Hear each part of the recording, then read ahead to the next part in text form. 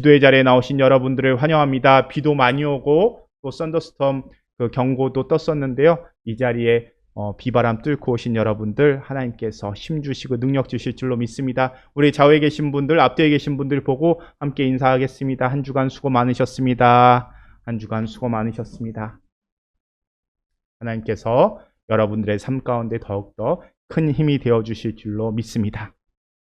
자, 오늘은요, 우리가 사무엘상 4장을 함께 묵상하고자 합니다. 우리가 지난 시간에 사무엘에 찾아오셔서 사무엘 앞에 서서 사무엘에게 말씀하시는 하나님의 모습 우리가 함께 묵상했습니다.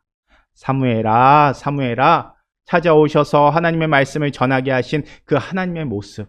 비록 3장 1절의 말씀에서 어떻게 이야기합니까? 여호와의 말씀이 희귀하여 이상이 하나님의 모습이 보이지 않았다라고 시작하지만 3장의 마지막 절 21절은 어떻게 끝납니까? 여호와께서 실로에서 다시 나타나시되 여호와께서 실로에서 여호와의 말씀으로 사무엘에게 자기를 나타내시니라 라고 3장을 끝맺습니다.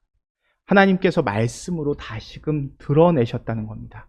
사무엘을 사용하셔서 하나님의 말씀을 듣게 하시고 하나님의 말씀을 보게 하십니다. 하나님께서 사무엘을 사용하셔서 하나님을 드러내십니다. 그런데 말씀드린 대로 하나님께서 이스라엘 떠나신 것 아니었습니다. 하나님은 여전히 계셨지만 말씀이 들리지 않는 시대, 말씀 듣지 않는 시대, 하나님의 경고를 가볍게 여기는 시대였기에 그렇게 각자 자기의 소견대로 판단하고 행하던 시대였기 때문에 하나님이 보이지 않았던 것뿐입니다. 하지만 하나님은요, 그런 이스라엘 들어도 듣지 못하고 보아도 보지 못하는 이스라엘 포기하지 않으시고요, 한 사람 사무엘을 들어서 사용하십니다. 생각해보면요, 사무엘이 대단해서 영적으로 깊은 자였기 때문에 사무엘 사용하셨을까요? 아닙니다. 그저 어린 소년이었습니다. 어렵기에 아무것도 할 수 없었지만 하나님 앞에 누워있는 소년이었습니다. 부르시는 하나님의 음성도 구별하지 못하였지만 그 음성 들었을 때는 주의 종이 듣겠습니다 라고 응답하던 소년이었습니다. 그리고 들은 하나님의 말씀을 숨기지 않는 그 소년을 통해서 하나님께서 다시 말씀하시기 시작합니다. 그렇게 이스라엘은요, 이제 사무엘을 통해서 하나님의 말씀을 들을 수 있고 하나님의 인도하심을 볼 수 있게 됩니다.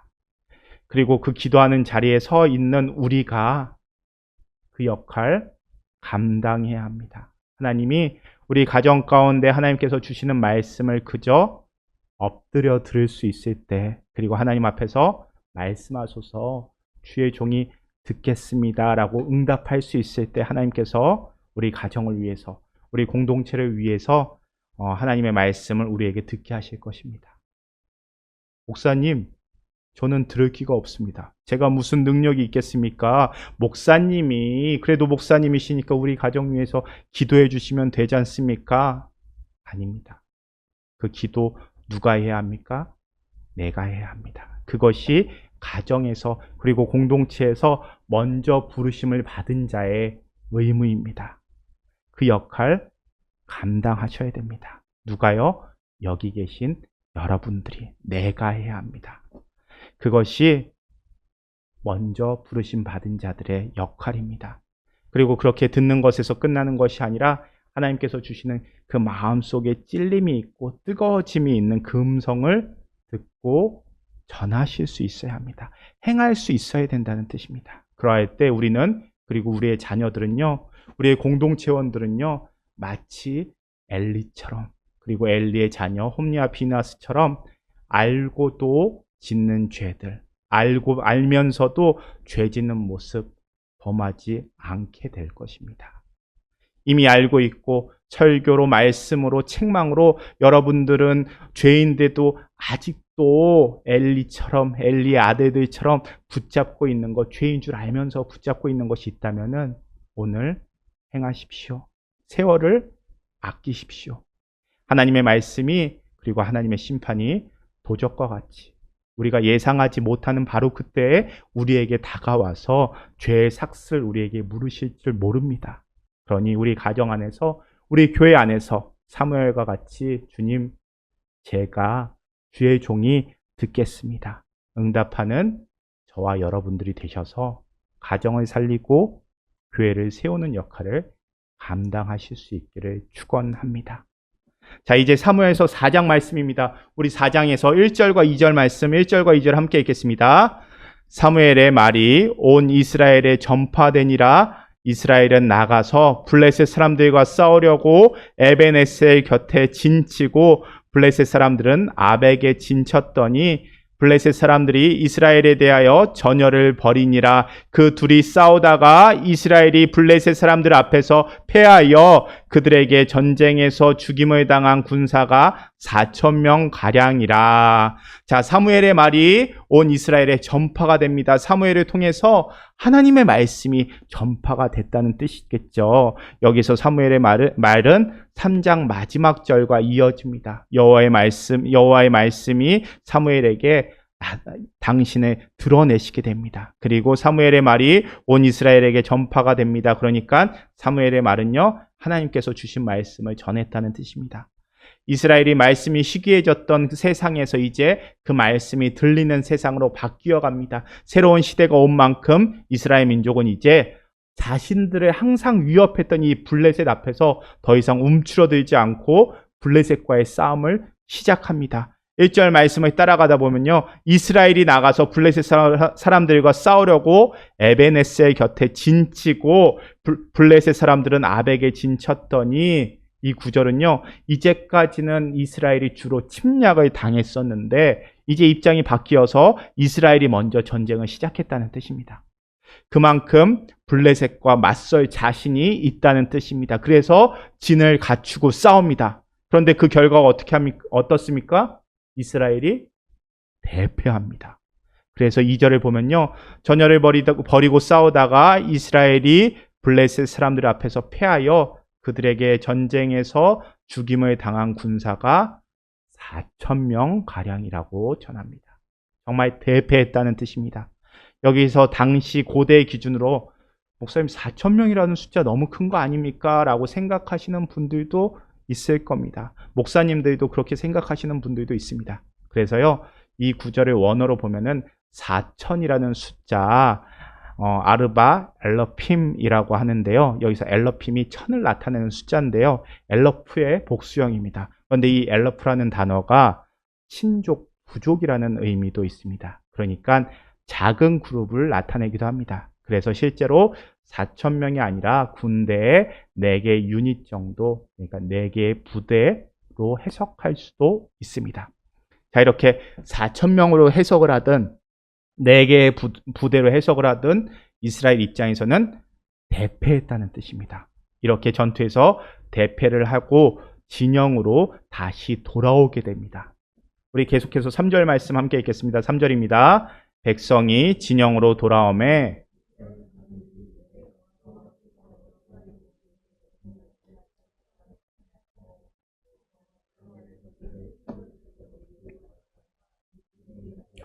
그것으로 우리를 우리 원수들의 손에서 구원하게 하자 하니.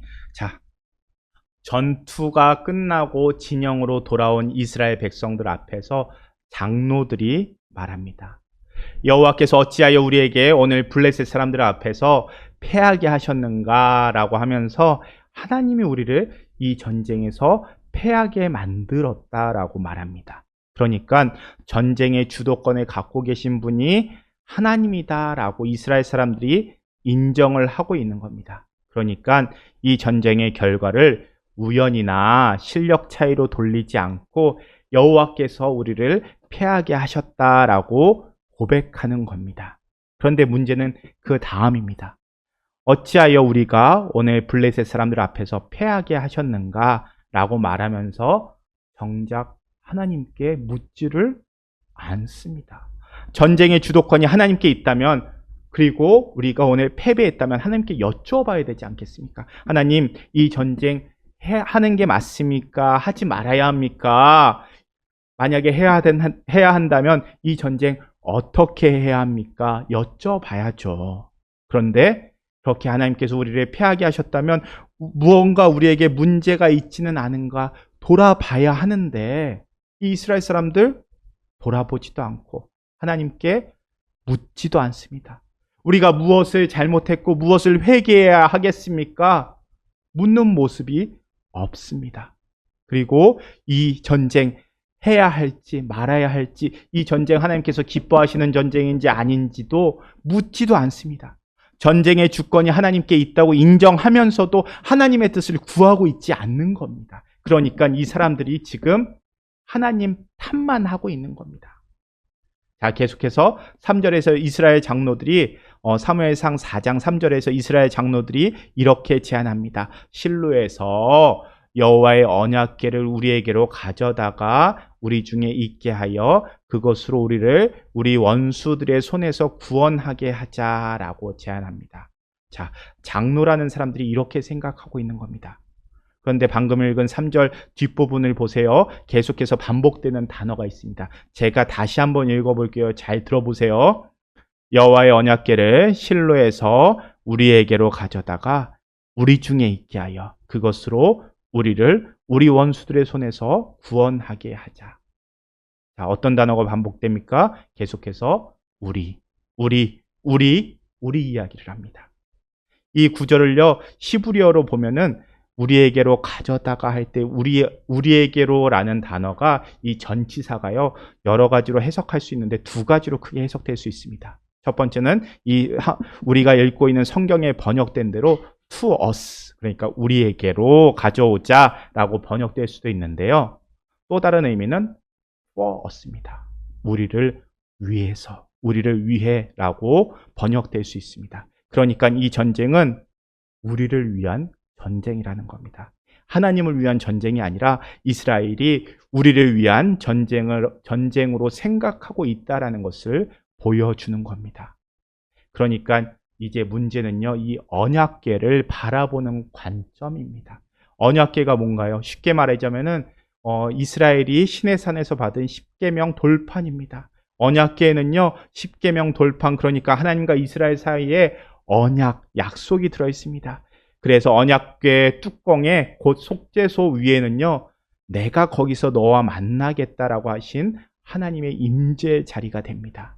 그러니까 언약궤는 단지 성물이 아니라 하나님이 우리 가운데 거하신다는 거룩한 상징이 되는 겁니다. 그런데 이스라엘은요, 언약궤를 하나님이 우리 가운데 거하신다, 하나님을 만나는 거룩한 상징으로 보는 것이 아니라 전쟁에서 이기게 해주는 도구로 전락시켜버리고 있는 겁니다. 이제 이스라엘이 전쟁을 할 때요, 언약궤를 앞세우고 전쟁을 합니다. 그럼 왜 갑자기 이스라엘이 이런 생각을 했을까요? 왜 전쟁과 언약궤를 연결시켰을까요? 이런 모습이 어디서 왔냐면요, 민수기에서 우리가 찾아볼 수 있습니다. 민수기 14장 44절 말씀, 민수기 14장 44절 말씀 잠깐 찾도록 하겠습니다. 사무엘상 손 껴놓으시고요. 민수기 14장 44절. 자, 14장 44절. 함께 읽겠습니다. 그들이 그래도 산 꼭대기로 올라갔고 여호와의 언약궤와 모세는 진영을 떠나지 아니하였더라. 자, 이 민수기 말씀 앞부분을 보면요, 12정탐꾼 이야기 나옵니다. 우리 잘 알고 있죠? 12정탐꾼. 어디를 정탐합니까? 가나안 땅이요. 이제 가나안 땅에 들어가려고 하는데 저 가나안 땅이 우리가 들어가서 차지할 만한가 정탐하려고 미리 보려고 12명의 정탐꾼을 보냅니다. 그래서 가나안 땅을 미리 둘러보고 12명이 둘러보고 돌아옵니다. 그리고 12명이 둘러보고 와서 이야기를 합니다. 안 되겠는데요? 그렇죠? 왜요? 가나안 땅을 정탐하고 와서 안 되겠다고 합니다. 저 사람이요, 저기에 사는 사람들 우리들보다 머리는 하나씩 더 있는 사람들입니다. 그리고 힘도 세 보입니다. 우리는 저 가나안 땅 차지할 수 없을 것입니다 라고 이야기합니다. 그런데 하나님께서 뭐라고 말씀하셨어요? 너희가 저 땅을 차지하게 될 것이다. 내가 너희에게 주겠다라고 약속하셨는데 정탐꾼들이 믿음 없이 우리는 그 땅 차지할 수 없습니다라고 이야기합니다. 그런데 믿음으로 할 수 있다고 하나님께서 우리에게 저 사람들 우리 손에 붙이시겠다고 말씀하시지 않았냐고, 우리가 할 수 있다고 이렇게 믿음으로 바라보던 정탐꾼도 있었습니다. 누굽니까? 여호수아와 갈렙. 하지만 하나님께서 주신다고 하는 그 땅을 바라보면서 안 돼요. 안 됩니다. 우리는 도저히 할 수 없습니다. 라고 이야기한 이 정탐꾼들 때문에 하나님께서는 이스라엘에게 벌을 내리십니다. 그래서 모세를 통해서 하나님께서 광야에서 나온 1세대들, 광야에서 출애굽한 1세대들, 너희는 가나안 땅에 들어가지 못하게 될 거야. 아직 어린아이들, 이 어린아이들이, 다음 세대들이 가나안 땅에 들어갈 거야 라고 말씀하시면서 지금 너희가 광야에서 나온 지 40일이 되었으니 하루를 1년 삼아서 40년을 광야에서 빙빙 돌게 할 거라고 말씀하십니다.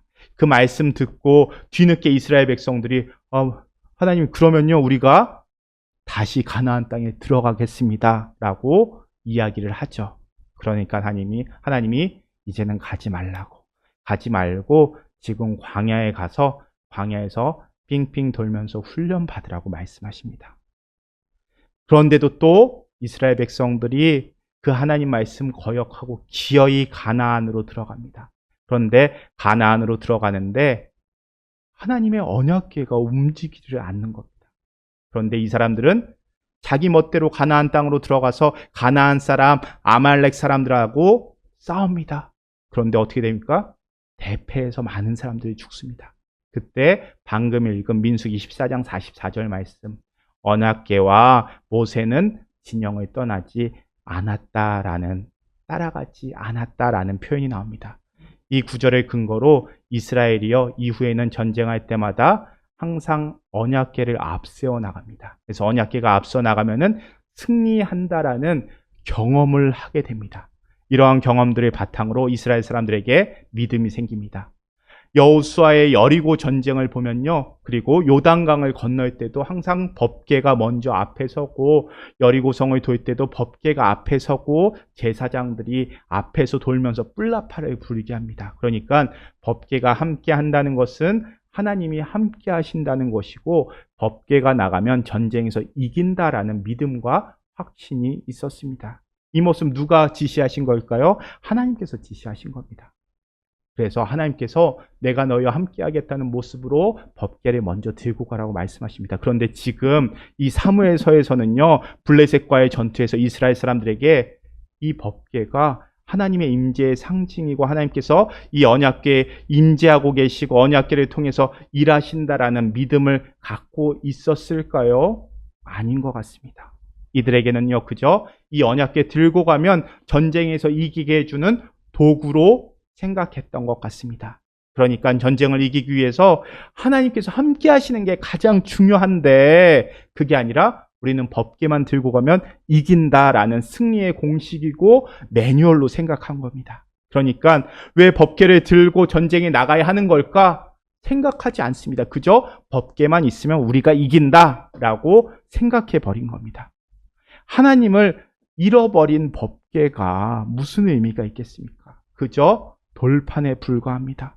그런데 그런 모습에서 앞서 살펴본 우리 사무엘상 4장 3절 말씀을 해석하면요, 우리에게로 가져다가라는 구절은 말씀드린 대로 우리에게로가 아니라 우리를 위해서 이 법궤에 가져다가 하나님의 뜻을 따라서가 아니라 우리를 위해서, 우리의 승리를 위해서 가져오자라고 번역하는 것이 더 맞을 겁니다.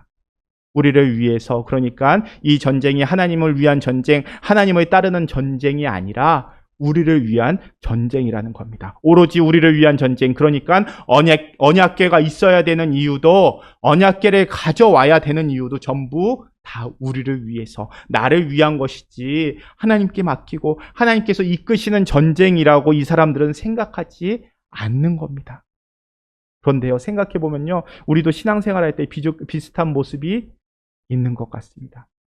예배 드리는 것이 하나님 만나는 시간이 아니라, 예배 드리지 않으면 왠지 찝찝하고 한 주간 사고 안 나게 하는 보험처럼 예배 드리는 것이 아닌지 돌아봐야 할 것입니다.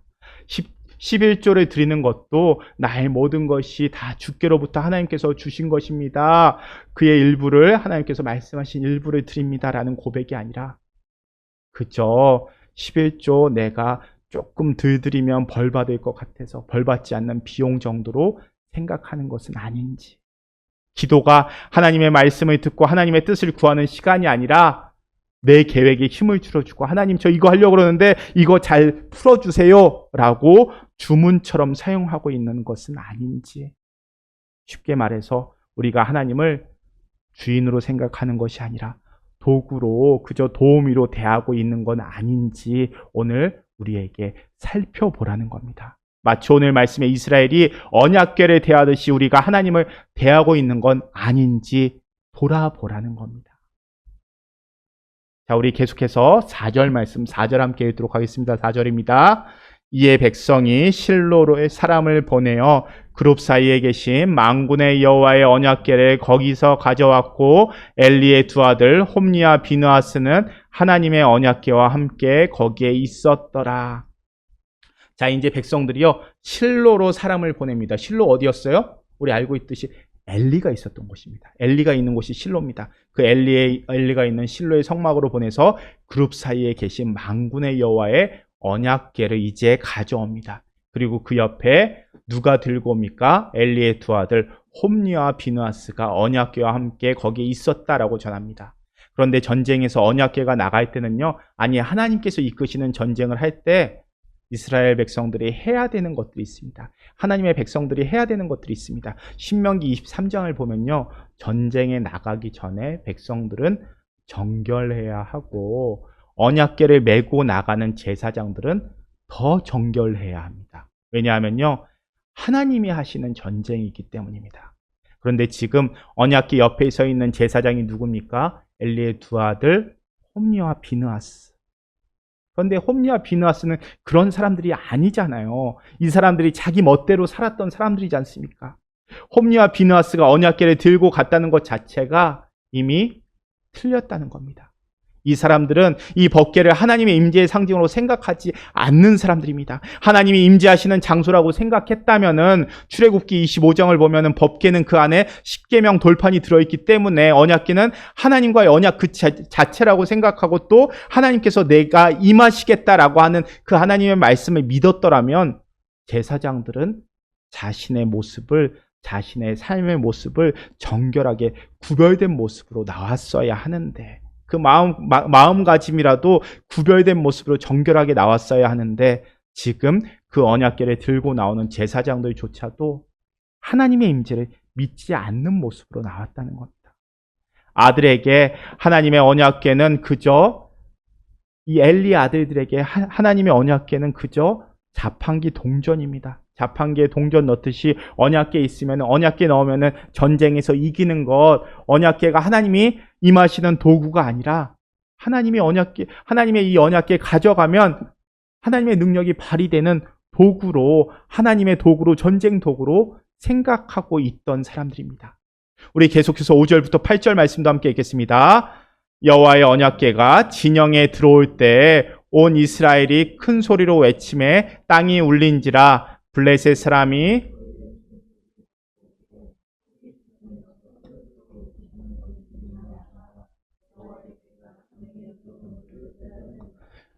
사람이 두려워하여 이르되 신이 진영에 이르렀도다 하고 또 이르되 우리에게 화로다 전날에는 이런 일이 없었도다 우리에게 화로다 누가 우리를 이 능한 신들의 손에서 건지리요 그들은 광야에서 여러 가지 재앙으로 애굽인을 친 신들이니라.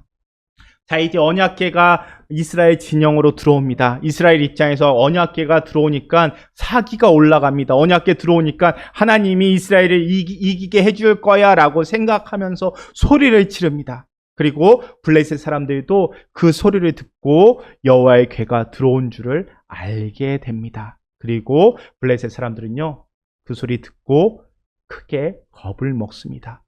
블레셋 사람들의 사기가 크게 꺾였겠죠. 그래서 7절을 보면요, 블레셋 사람들이 두려워하였다라고 전합니다.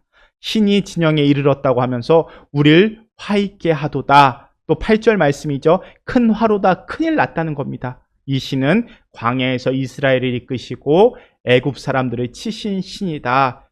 그러니까요, 블레셋 사람들도 여호와가 어떤 분인지 알고 있다는 겁니다. 그러니까 블레셋 사람들이 이스라엘의 하나님 여호와 하나님이 누군지 알고 있었고 이스라엘 사람들도 이 여호와 하나님이 누군지 알고 있습니다. 그런데 블레셋 사람들과 이스라엘 사람들의 차이가 무엇입니까?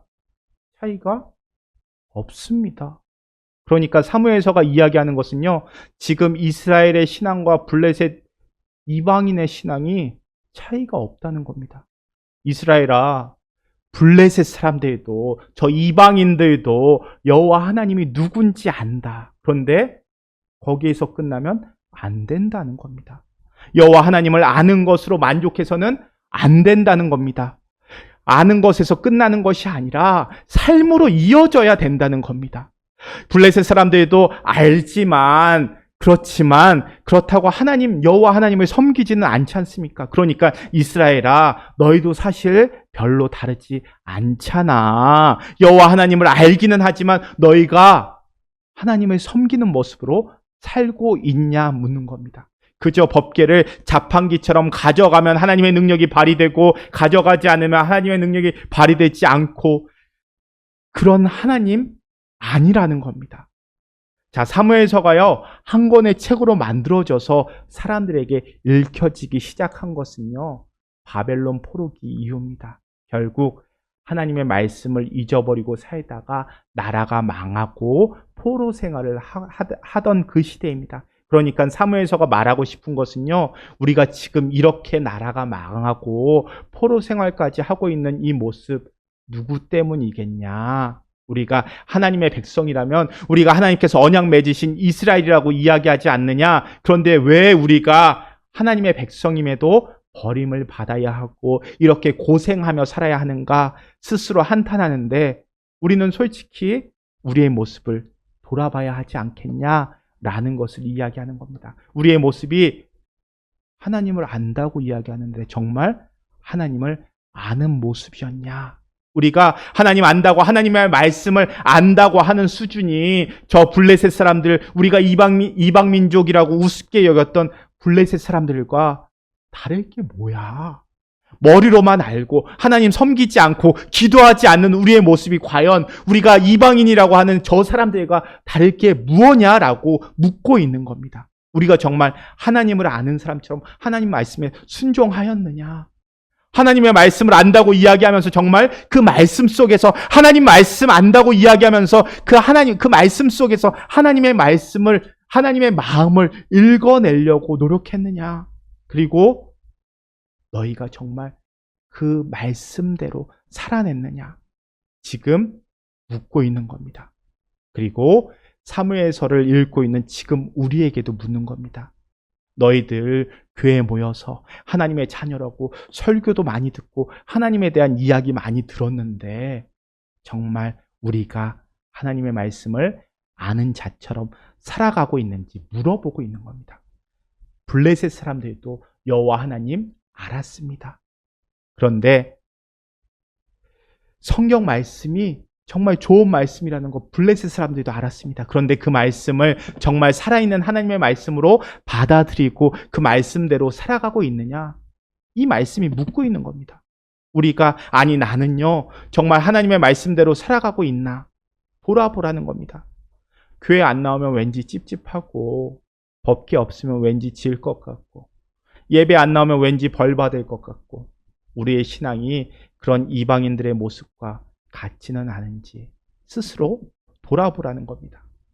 하나님이 어떤 분인지를 알고 성경 지식도 많이 알고 우리가 교리도 설명할 줄 알고 그리고 유튜브로 설교를 그 누구보다 많이 들어도 가장 중요한 하나님을 주인으로 모시지 않는다면 우리는 블레셋과 크게 다르지 않다는 겁니다. 자, 이제 다시 말씀으로 돌아가서요. 이렇게 언약궤가 이스라엘 진영으로 들어옵니다. 이렇게 하나님의 궤가 이스라엘 진영에 옴으로써 전쟁에서 이길 수 있는 분위기가 조성됩니다. 하지만 전쟁이 이스라엘 사람들의 생각대로 진행되지 않습니다. 우리 마지막 9절부터 11절 말씀 함께 읽겠습니다. 너희 블레셋 사람들아 강하게 되며 대장부가 되라. 너희가 히브리 사람의 종이 되기를 그들이 너희의 종이 되었던 것 같이 되지 말고 대장부 같이 되어 싸우라 하고 블레셋 사람들이 쳤더니 이스라엘이 패하여 각기 장막으로 도망하였고 사륙이 심히 커서 이스라엘 보병에 엎드린 자가 3만 명이었으며 하나님의 괴는 빼앗겼고 엘리의 두 아들 홈니와 비느하스는 죽임을 당하였더라. 자, 여호와의 괴가 들어오고 다시 전쟁이 벌어집니다. 그런데 갑자기 블레셋 사람들이 힘을 냅니다. 블레셋 사람들이 서로 격려하며 용기를 냅니다. 하나님께서 이 전쟁을 사람들의 생각과는 정반대로 끌고 가십니다. 그리고 10절과 11절은 이 전쟁의 결과입니다. 이스라엘이 패합니다.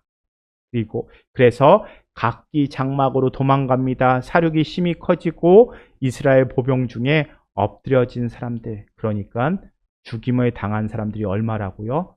3만 명입니다. 정말 대패했다는 뜻입니다. 다시 2절을 볼게요. 언약궤가 들어오기 전에는 몇 명이 죽었다고 합니까? 4천 명이요. 그런데 언약궤가 들어온 후에는 3만 명이 죽습니다. 언약궤가 들어온 후에 더 큰 패배를 당했습니다. 언약궤를 가져옴으로써 사태가 더 악화되었다는 겁니다. 이스라엘 백성들이 생각했던 것과는 정반대의 결과가 일어납니다. 그리고 11절을 보면요. 하나님의 궤는 빼앗겼고 홈니와 비느하스도 죽임을 당합니다. 그런데요. 11절을 원어로 보면요. 이렇게 지역할 수 있습니다. 하나님의 궤는 빼앗겼고 엘리의 두 아들은 죽었다. 그들이 바로 홈니와 비느하스다. 이렇게 지역됩니다. 한글 성경에서는 하나님의 궤는 빼앗겼고 엘리의 두 아들 홈니와 비느하스가 죽었다. 죽임을 당했다. 라는 구절이 원어로는요. 엘리의 두 아들이 죽었다라고 한 번 문장이 끝나고요. 덧붙여집니다. 그들이 바로 홈니와 비느하스다라고 표현합니다. 자, 앞에서 말씀드렸듯이요. 사무엘서가 한 권의 책이 되어서 사람들에게 읽혀지게 된 때가 포로기였다고 말씀드렸습니다. 그러니까 이제 사무엘서를 읽고 있는 사람들은요. 이방인의 통치를 받고 하나님이 거하시다고 생각했던 이스라엘 성전이 무너진 것을 경험한 사람들입니다. 하나님의 성전이 무너지고 이스라엘 사람들이 포로로 끌려갑니다. 뿔뿔이 흩어지고 제사장들이 다 끊겨버렸습니다. 그런데 그게 누구 때문인가? 바로 홈니와 비느하스 때문이다. 하나님의 궤를 빼앗겨버린 일들이 홈니와 비느하스 때문이다. 하나님을 알지만 머리로만 알고 하나님 앞에서 삶을 지켜내지 못했던 홈니와 비느하스 때문에 하나님의 궤를 빼앗긴 것이다. 그리고 홈니와 비느하스가 바로 오늘 바벨론 포로기에 이 글을 읽고 있는 너희들이야, 너희의 모습이다 라고 이야기하는 겁니다. 바벨론 포로기에 있는 이스라엘들에게 이야기하는 겁니다. 하나님에게는 빼앗겼고 엘리의 아들들이 죽었어. 그런데 우리의 모습을 돌아봐. 하나님의 성전이 무너지고 이스라엘 자손들은 죽었어. 죽은 것과 같은 상황이야. 그런데 죽은 사람들이 누구라고요? 홈니와 비느하스.